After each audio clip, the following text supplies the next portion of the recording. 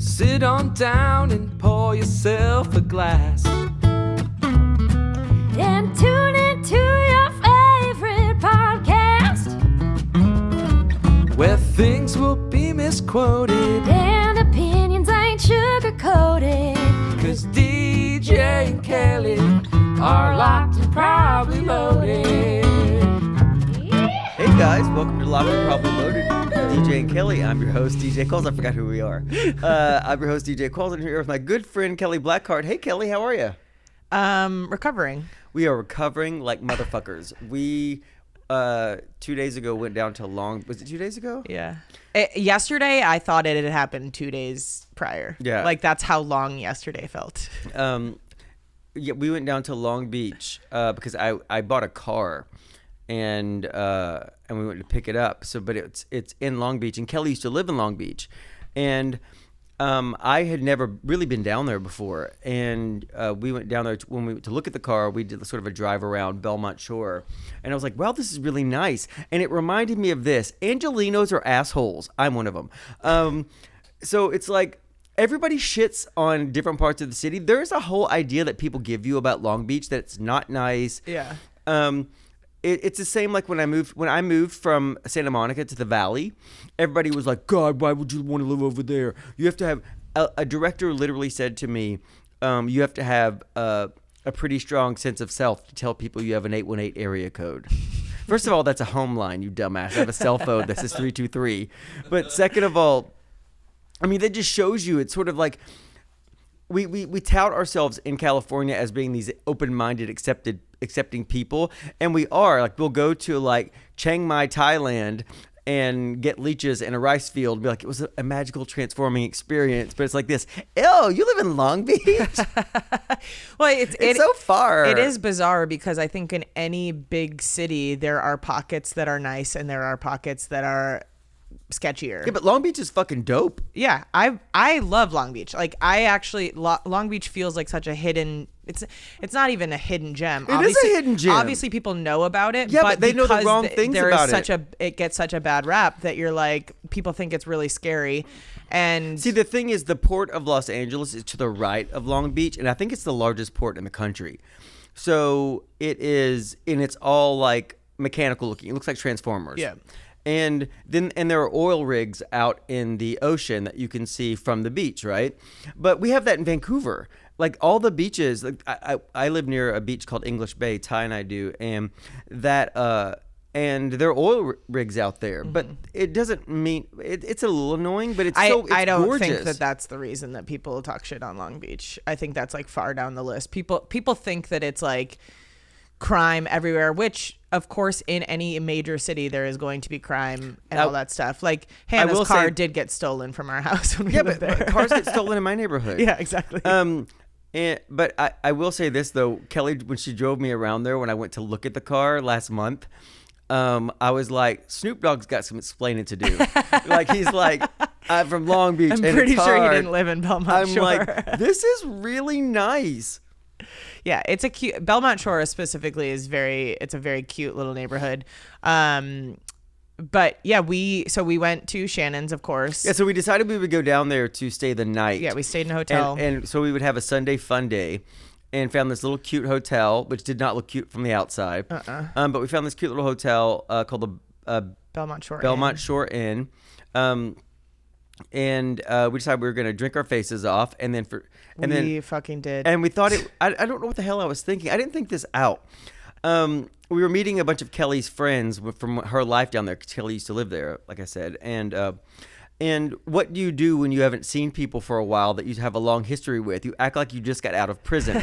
You drink, you hump lampposts. But we got to Shannon's probably at 2:40, and by 4 o'clock, I think I had taken like 10 shots. And they were blue. And Shoot the Roots also. I took a bunch of those, but also the blue shots, which we have no idea what they're called. The blue shots came in a 12 ounce glass. Yeah. It was obviously all the shots there do. Yeah. Also, like, they're kind of those mixed shots where like the liquor itself is in a shot glass in a big. It's not even a rocks glass. It's bigger than a rocks glass, and that's filled with some other liquid. 12 full ounces. They're shooters. And and I knew it was a bad idea. When is his name Pete? Dustin? No. Daniel. When Daniel brought over the first one, I almost declined it, but I was joking about this when I mentioned it on Twitter, but I didn't want it. His first interaction with me to be turned down a shot that he fucking bought me. You know what I mean? They tasted good. It tasted delicious, but I knew what was going to happen next, and so you only had 4 or 5 more. But we were home by midnight. We got home at like 12:30, but also that it put into perspective because around 4:00.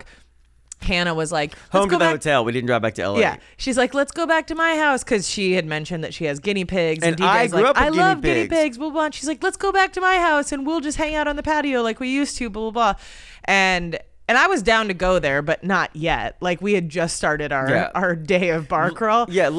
Let your only experience be this bar for 10 minutes and going to sit at 30 seconds and watching me pass out on my floor. But at that point I was like, oh man, yeah, I mean, we probably will only go out until like 7, and then I don't remember leaving the last bar. Where did we go? So we went to Shannon's Bayshore. Shannon's, and then we went to... Which was mobbed. Then we went to the Crow, which... and then at the Crow, listen what happened. So we go to the Crow, and the Crow's dead. We were at the Crow for a long time. I lost track of time, but so they were like, Shannon's Bayshore, Kelly and I had been there once before when I went down to look at the car. She wanted to show me some spots that she used to go to, and we went in there and nobody was in there, and I was like, this is amazing. We go there and it's football Sunday, and my gay ass was like, is it football season? And everybody was like, yeah, brother, it's football. Is it football season? Yeah. It must have been. Yeah, when we went, it was like a Monday at fucking noon. Yeah. And we went on a Sunday at 2:30, and so it was just packed full of football people. And I'm like, fuck. But we ended up finding a table for all of us. And we had a great time. And then we went to, they were like, boy, do we have a bar for you, because they know what I like. I like dark, we walked into bars. the Crow, and I was like, you love it, don't you? And you're like, yes, there I were love 7 it. people in there. Everybody got a seat at the rail. The jukebox was a Touch Tunes jukebox.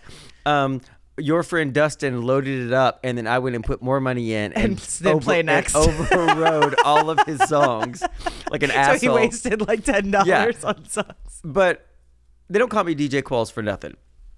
That's true. All those jams were good jams. So anyway, during the course of this, an older man with an adorable dog is there. And I don't know if he recognized me, but somehow we started talking. Oh, he said I look like DJ Qualls or something like that. Or yeah. And we're like, he comes in with this cutest Frenchie. It was like Oreo speckles. Yeah. Like, and so we're petting the dog. I ask him if I can, because he's cradling the dog like a baby. I'm like, can I cradle the dog like a baby? So I'm holding his dog. He's loving it. He orders himself like 4 drinks. I think he orders us some shots and all that stuff. He asked us to take a group photo. He's like, this is the greatest picture I've ever taken in my life. But with the shots, he ordered shots for all of us and then demanded that we take them. And I tried to turn it down, but he had the look in his eyes of hurt feelings, and I'm like, well, I'm not going to hurt this guy's feelings. He also came in telling a sob story that he had a really hard day. Yeah, and stuff he had like a fight with his girlfriend, who's the love of his life. Oh, I did. Yeah, I didn't hear that part. I heard all of it because I went up sitting beside him, because if you tell me a sad story, if you're a woman and you have your shirt off and tell me a sad story, I will try that you're trying to be a teacher in Australia. I'll give you all my money. Like when I go to a strip club, I've heard that story like 17 times, and you get all my money. If you're an old man who's like, I'm just trying to make my way in the world, man. I'm getting old. I'm like, I'm also getting old, older man.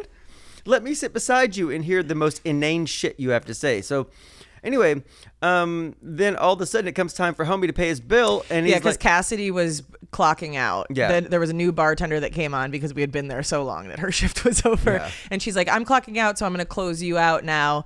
So your tab's $42 or whatever. He's like, I'm not paying that.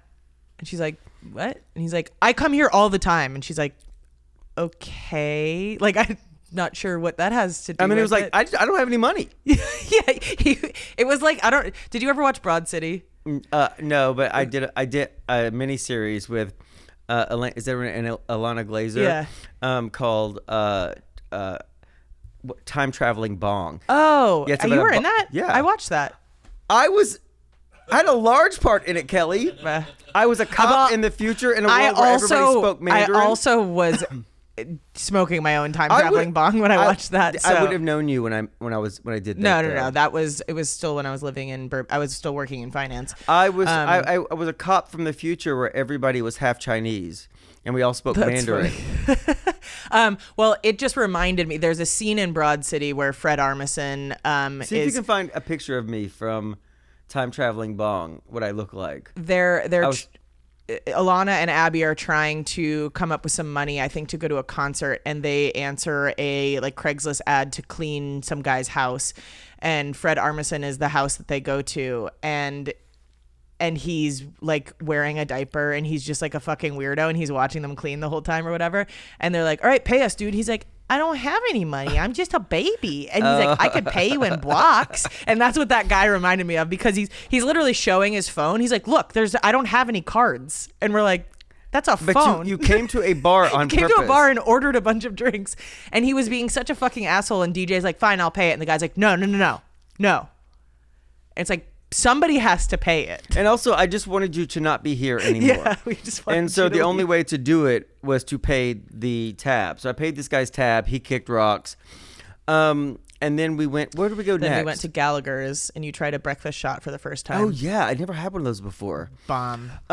So here's what. So and then we woke up the next day, and all of my molecules, every piece of energy that I had was trying to keep my soul from leaving my body. I was brutal. so. First of all, still drunk, but not still drunk and happy. Still drunk and right on the precipice of hangover. Yeah.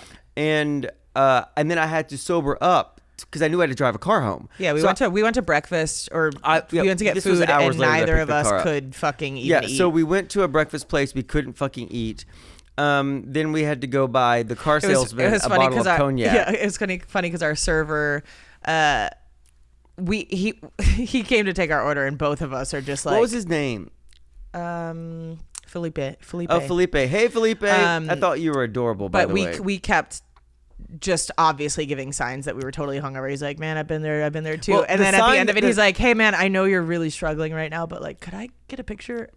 The sign Just that that we were bloodshot giving eyes him picture. is that when I ordered, I said this, my God, I am so hungover, I think I'm going to die. That was the sign I told him up front. Yeah. It's best to manage expectations because I knew you recognized me, so just get it out quick. Yeah. I am not in a great spot. As a matter of fact, I got a sales call during that, and I'm like, hey, brother, if this is a sales call, I am so hungover, I can't possibly deal with this. Yep. And he was like, well, just 2 more minutes. And I'm like, I can't. I really can't. So here's what you don't know. So I was so worried. So, guys, I'm not good with change. I still have a Hotmail email address. That's my primary email. I have been driving this 23-year-old car for 23 years. And the air conditioner broke, and then we've been in a heat wave, and then I got hit on the freeway. And a minor accident, but still, I got hit. And so it was just time for me to get a car. So I'm not the kind of guy that will ever buy a new car. I found a BMW X1. I always want to try a small SUV for $880. I know, because 8s are my jam. Me and the Asians they were appealing to, because 8s are a magical number for Asians, right? And so Kelly drove me down there. I test drove it. It's beautiful. It's green. The salesman is so not a great salesperson. He's like this. I could say this. He listens. Does he? Yeah, he told me that he listened, and he said it was awesome. Oh, no. Eric, you're not a great salesperson. No, we love Eric. Cut that part out. Okay, I can't tell that. I was just going to say that he said nobody in California wants a green car. Yeah, I think you could say that. We'll just cut out the part where you say he's not a great salesperson. Yeah. So he opens with, nobody in California wants a green car. I'm like, well, that's the reason why I came down here. I love a green car. It's this gorgeous metallic green that's almost black, but then has yellow streaks in it and sunlight. It's beautiful. It's called San Marino green. Now tell everybody what your license plate number is. What is my license plate I don't number? know, but you were just doing the identifying. Oh, please. There's nothing you can't find No, out on the internet. I know. Like, even if you know somebody. Just jokes. Like our houses, there's a website that has our houses and our driver's license on them. I know. It's creepy. It's really fucking You creepy. can find anybody anywhere, but I live behind a security wall. I live behind a paywall. He lives in the Patreon of houses. Exactly.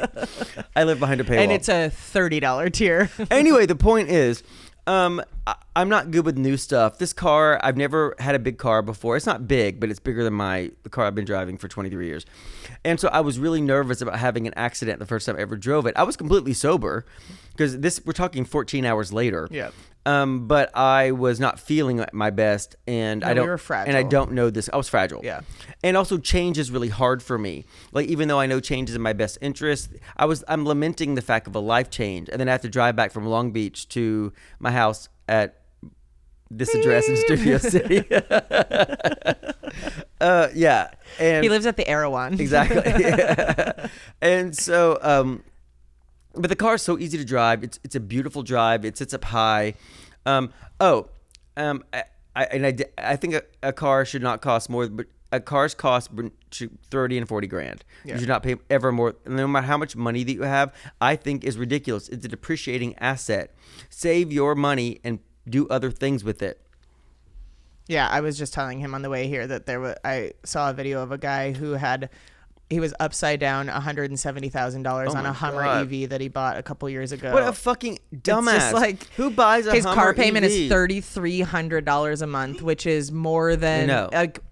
I mean, it's certainly more than a one bedroom in LA at this point. That's like the going rate for a one bedroom in LA now. But it's like that your car payment should not be more than rent. And it's not even an asset that will depreciate. And the guy, like this guy, I think probably appreciate. has a full account where, he's a car salesman, right? So he makes these deals over the phone. And this was like one of those. He's like, dude, the car's it's only worth $79,000 right now. It's so financially irresponsible.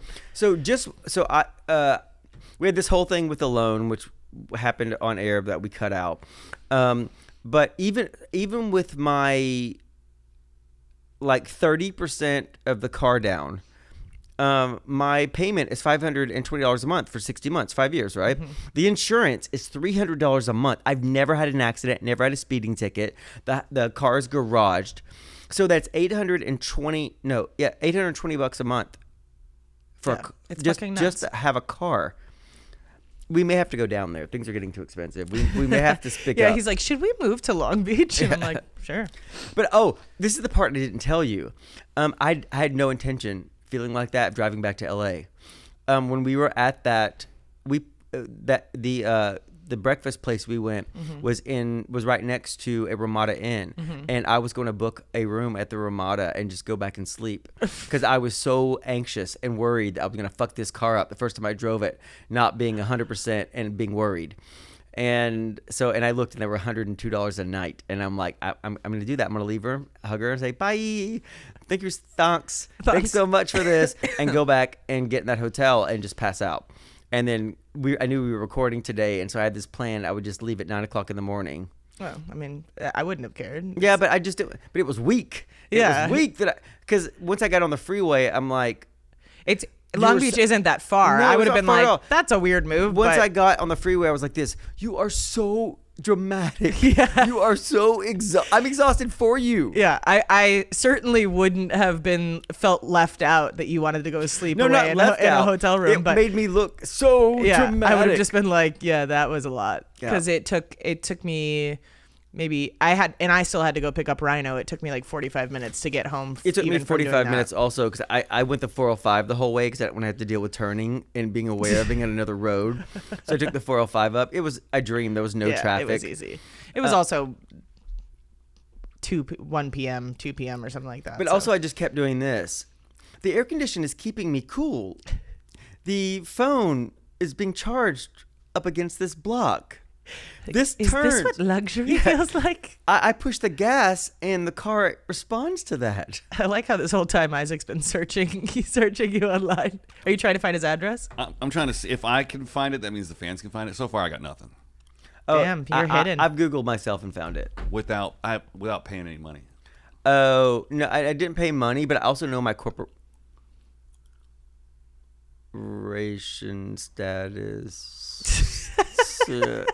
I bought my house in a trust. That makes sense. Yeah. Yeah, we can see all the places you've lived. I was at my friend Chad and Jamie's at a pool party, and somebody came up and was like, "Do you know that your phone number's in this app?"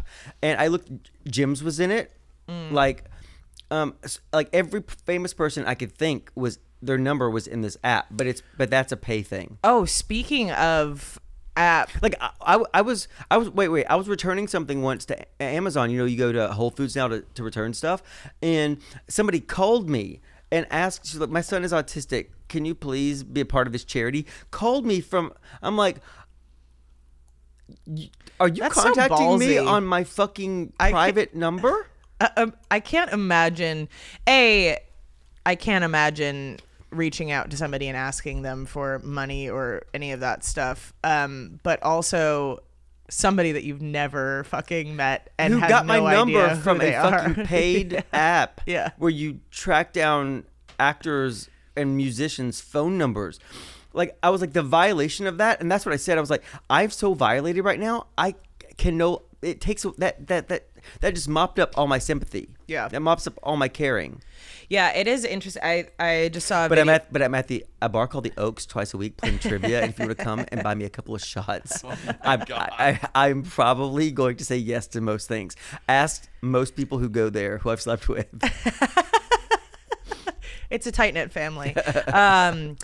No, I saw a video the other day of this girl she's got a large following on TikTok, and she had shouted out a small business on her page. And then, of course, you know, she's getting flooded with all these messages and stuff being like, or in comments being like, can you shout out my business, blah, blah, blah. And she's then getting messages where it's like, my business is failing because you won't do this thing Yeah. or whatever. And that's such a weird thing that people do. Like, there have been plenty of times where on Twitter I've seen that somebody like needs help, and I'm like, what's your Venmo? I'd love to send you some money or whatever. And then I'm constantly getting messages from other people going, hey, I need money for my rent too. And I'm like, I'm fucking poor. I was just trying to help somebody out that didn't ask for help. I never retweet people's GoFundMes because of that. Because it's like, even though you would like to do it occasionally, because if you do it once and then you don't do it again, people get mad at you. Yeah. It's like she had said, she had like made a full boundary video. It's like, I promise you that people in my life want me to help promote things, but I can only do so much, and I'm doing this because I found this one thing that I really like, and I'm going to do that. She's like, I can guarantee you, if you ask me, I'm never going to do this. And I think that's a fair boundary to set, because it just opens the door to absolute fucking mayhem. It really does. And not just that, just the anger that you take from people just saying, hey, this would be my full-time job. Yeah. Like, do you know how many messages there are from people being like, can you help me with this, or can you pay this, or whatever? And it's like, I mean, then the fact that I have 819 unanswered emails and 205 texts, which is down from a lot. No, because when we had this conversation previously, I started feeling bad about myself at like 3:00 in the morning. And I had jet lag and went through and cleared a lot of them out. Yeah, I've got a little over 26,000 emails right now, and I'm the type of person where it's like, I don't like having any notifications on my phone. Where's your voicemail count? I don't know. I'm at 531.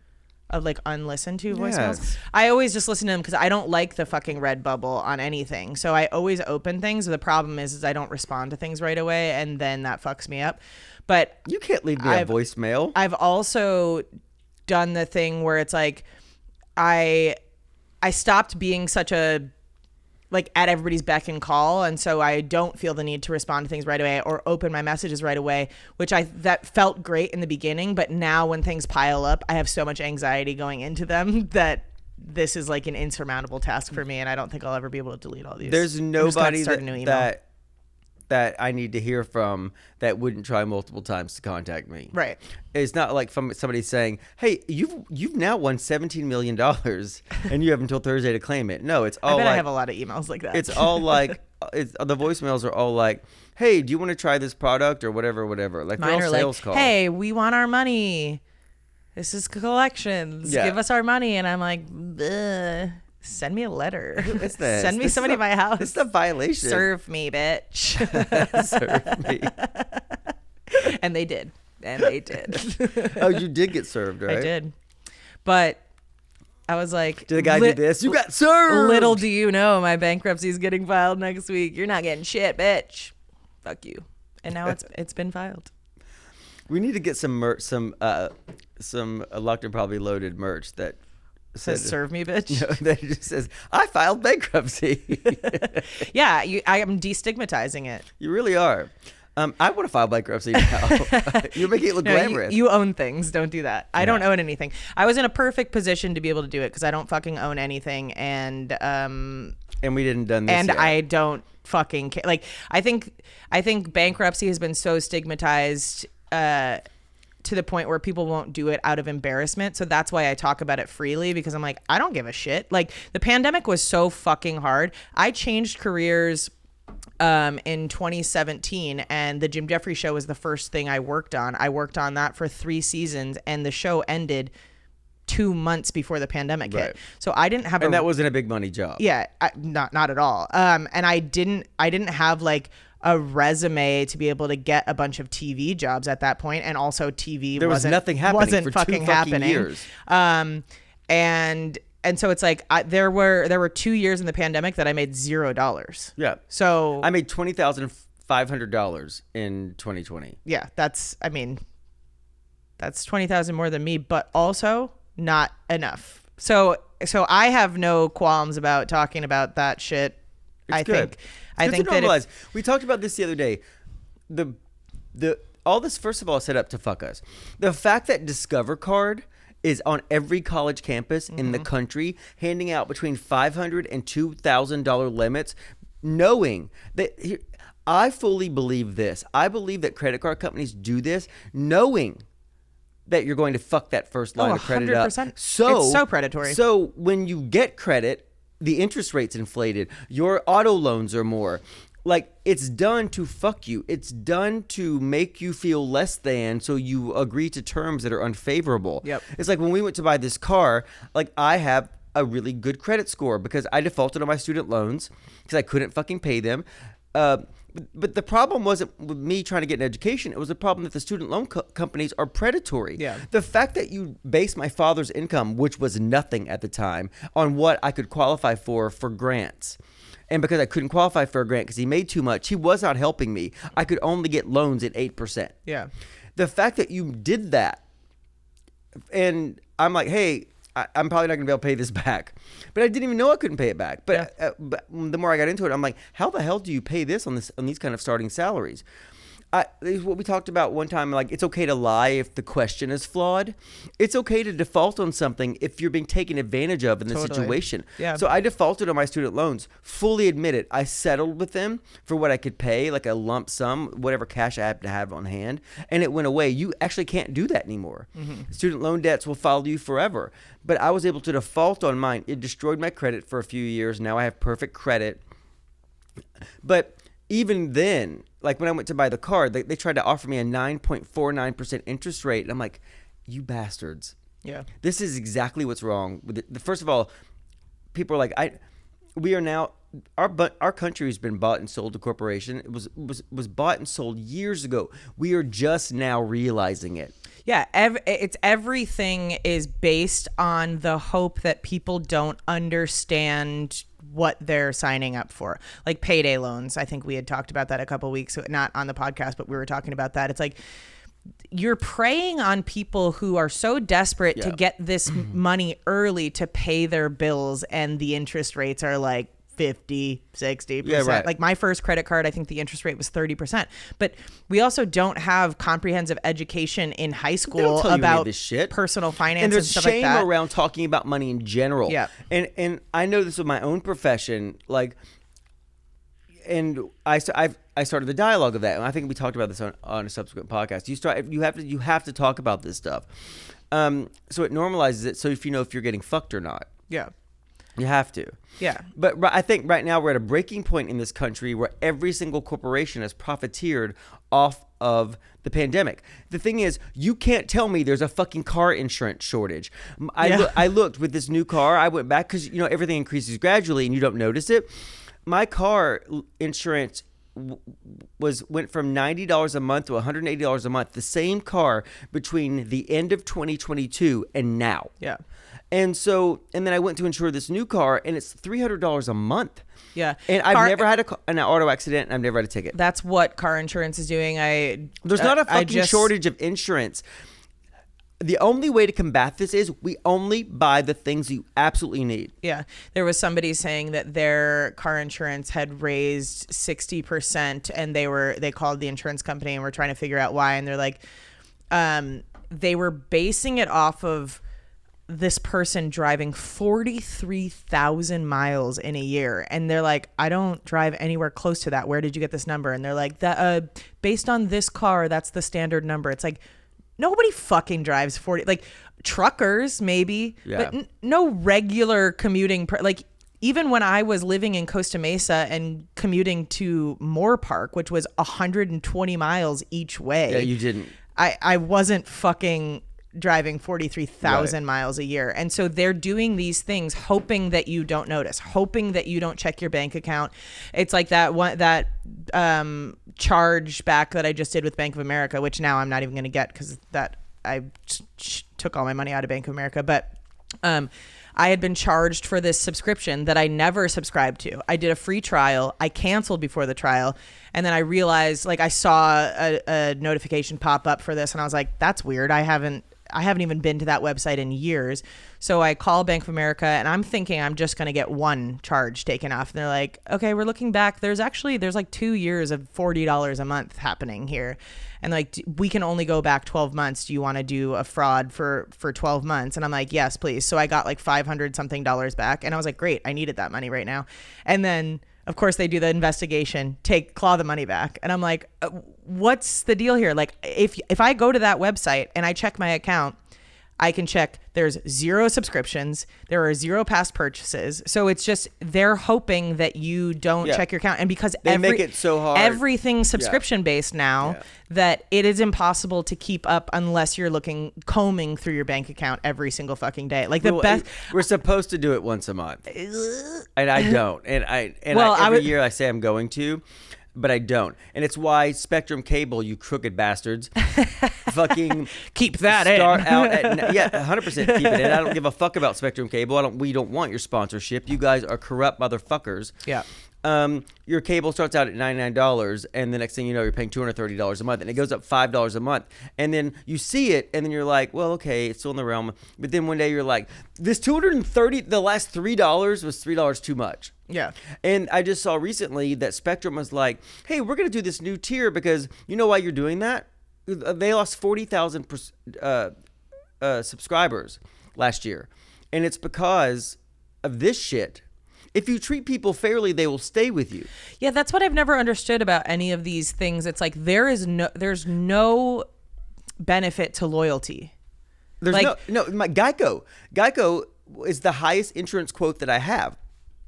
I've had them for 23 years. Yeah. They're like, yeah, fuck you, but we got this new guy. Yeah. You're like, I am the new guy. Yeah.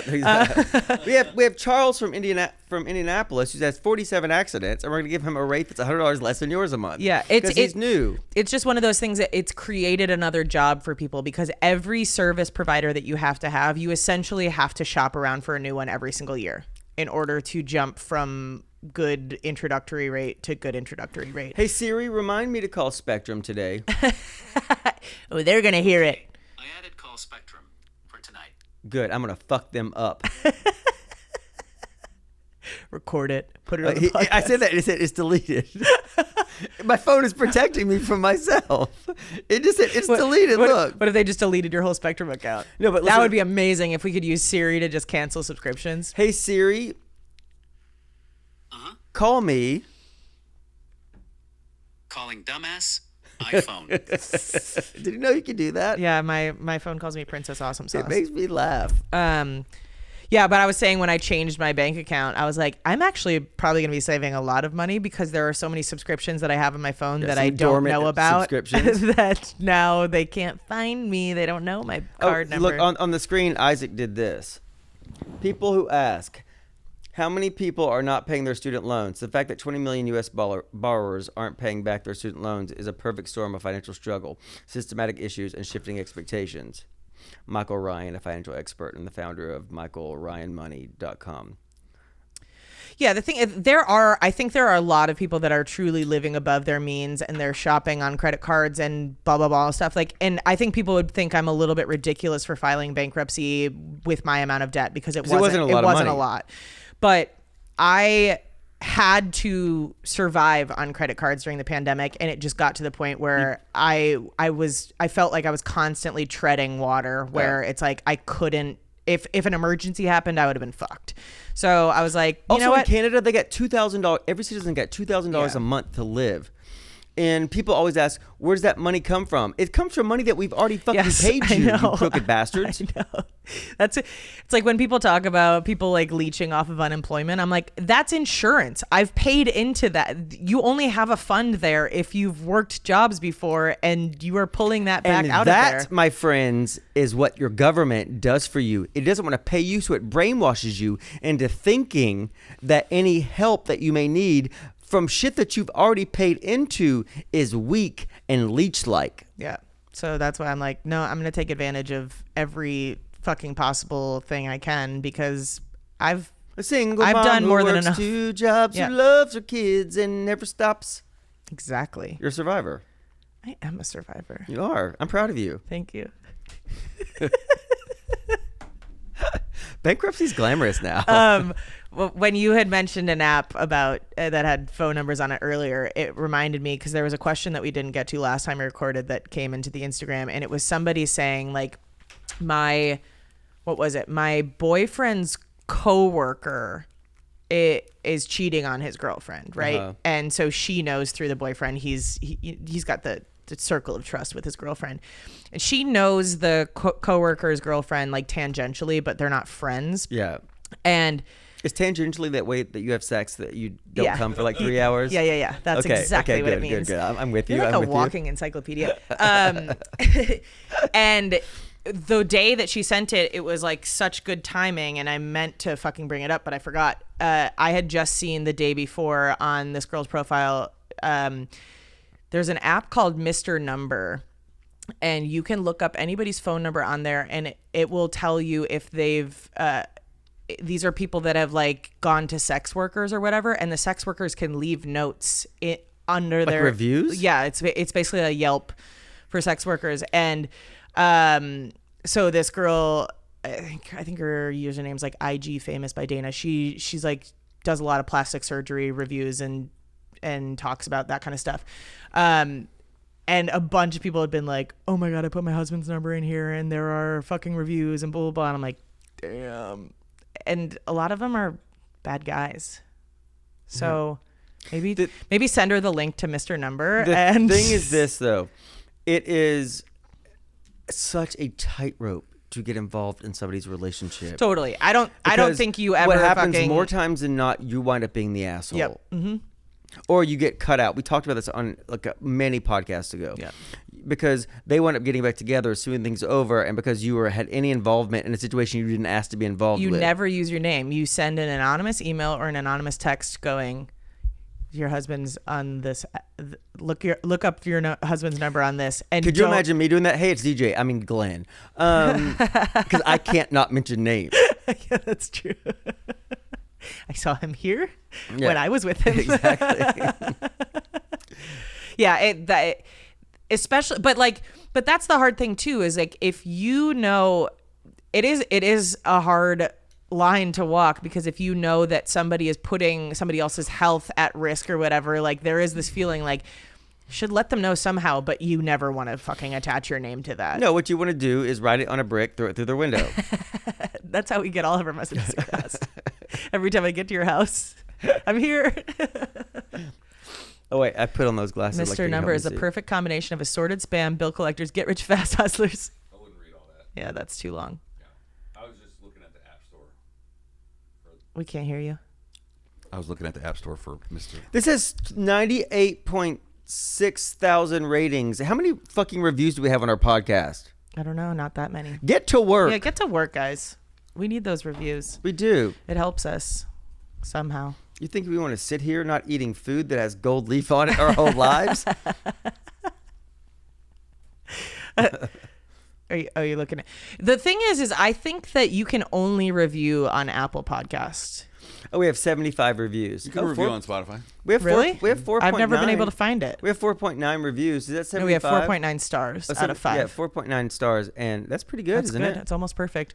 We were brought down by the politics one. Stick to being funny. Don't talk about things that are real. Do your own research. We have 75 ratings. Nice. Boom. Hey, y'all.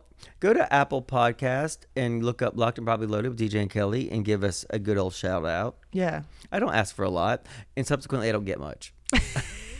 Closed mouths don't get Yeah, fed. exactly. It's like this in relationships. People are like, I ask you for nothing. And what'd you get? Yeah. Was it that nothing? was always me. It's just like, but you always hope that if you put a lot of effort into something that somebody will course. see your effort and try to match that naturally. It always felt weird for me to ask for things.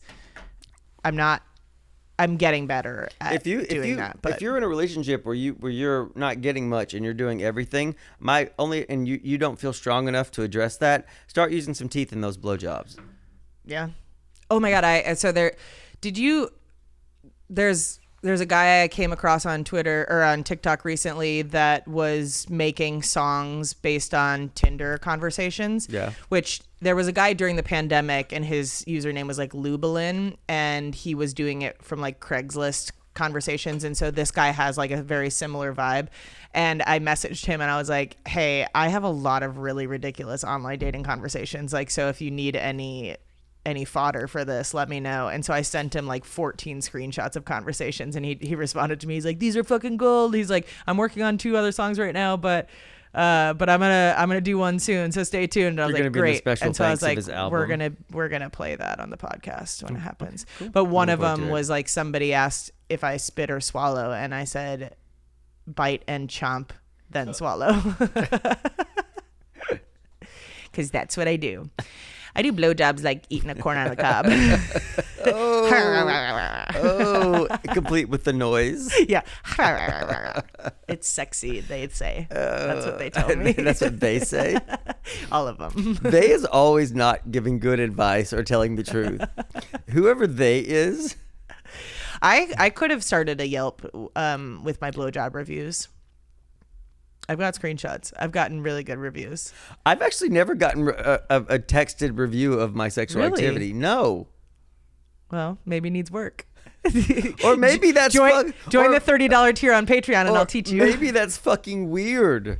If it's anything more than I really enjoyed that, I would like to see you again. If it's like this, no, it's not. I'm like, I was there. It's not going into my technique, but it's In minute 2.37, I thought I saw God. yeah, I've gotten one of those. I hate being anything that's too. Don't call my attention to things that I'm doing. I get in my Even head if they're really good, though? easily about stuff. No, even it's like when I'm on set and they're like, "Oh, I really like that. I really like what you just tried. Do that again." I'm like, "What was it? Oh my God, I'll never do it Like, again." and what do you mean try? Like Succeeded it, bitch. Yeah. Say succeeded that thing you just did again. that thing that you were trying to do, it was cute. You're like, what the fuck? Barry Sonnenfeld, though, he's the best. He's the best actor director I've ever worked with. Like he told me. That sounds like a fake name for Jerry Seinfeld. No, it's Barry Sonnenfeld. He's I've his never heard of own him, person, but and he's dope. Sounds He- like you were he trying was not like, to do the thing where you I name love people. that thing that you do. Don't ever do that again. That's what he said. He actually called me an adorable I love child. it so much. I never want to see it again. He said, DJ Qualls, you adorable child. Don't ever do that. That was hilarious. Don't ever do that in my movie again. What movie was it? Big Trouble. Oh, I respond to that. yeah. Tell me directly. You don't have to tiptoe around me about stuff. I like the end of everything to come as close as the beginning as possible. In all walks of life, the moment I start something, I'm like this, when's this going to be over? I feel that way about acting too. It's like if I do something 6 times and it's not what you want, fucking tell me how it sounds to you. Yeah. I mean, I definitely did not come from a background of super direct communication, and so I like it. I know and it's something that I'm learning to not just with you, but just in general, is like not taking direct communication personally. But it is interesting how everything that you know from growing up is how you see the world. Of course it is. And the last thing I have to say about that is thanks guys for joining us. The rest of this will be on Patreon. Good work. Yeah. Guys, you can check us out on Patreon, patreon.com/loadedpod. You can follow us on social media at loadedpod. Send us an email at probablyloadedpod@gmail.com. Whew, I almost skipped the Gmail. Wow, How would people This know? is what you're best at. If you fail this, we are fucked. Bye, guys.